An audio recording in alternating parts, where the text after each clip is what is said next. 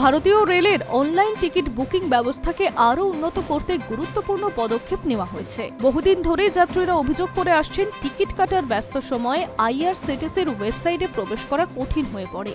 কখনো page load নিতে দেরি হয়, আবার অনেক সময় সার্ভারজনিত সমস্যার কারণে বুকিং সম্পূর্ণ করা সম্ভব হয় না। সেই সমস্ত সমস্যা স্থায়ী সমাধান করতেই নতুন ওয়েবসাইট আনার সিদ্ধান্ত নিয়েছে রেল মন্ত্রক। রাজস্থানে আয়োজিত একটি অনুষ্ঠানে পড়ুয়াদের সঙ্গে সরাসরি মত বিনিময় করেন রেলমন্ত্রী অশ্বিনী বৈষ্ণব। সেই সময় এক ছাত্রী বর্তমান বুকিং সমস্যার নানা ত্রুটি তুলে ধরে। ছাত্রী বলে, টিকিট বুকিং এর সময় ক্যাপচার সমস্যা হয়, লক্ষ লক্ষ মানুষ এটা ব্যবহার করেন। যদি এটা ঠিক করা যায় তাহলে ভালো হয়।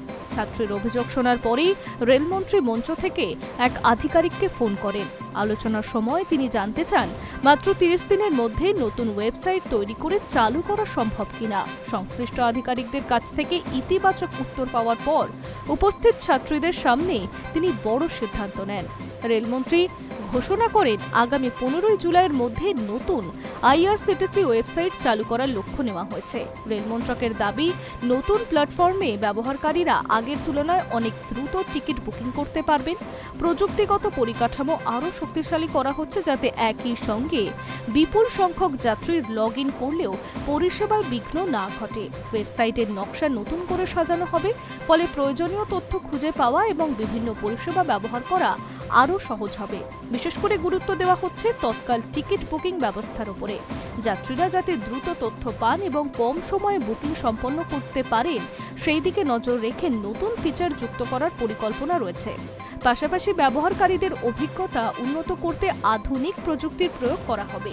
অন্যদিকে শুধু টিকিট বুকিং নয়, রেলের অন্যান্য পরিষেবাতেও প্রযুক্তিগত নির্ভর নজরদারি বাড়ানো হচ্ছে।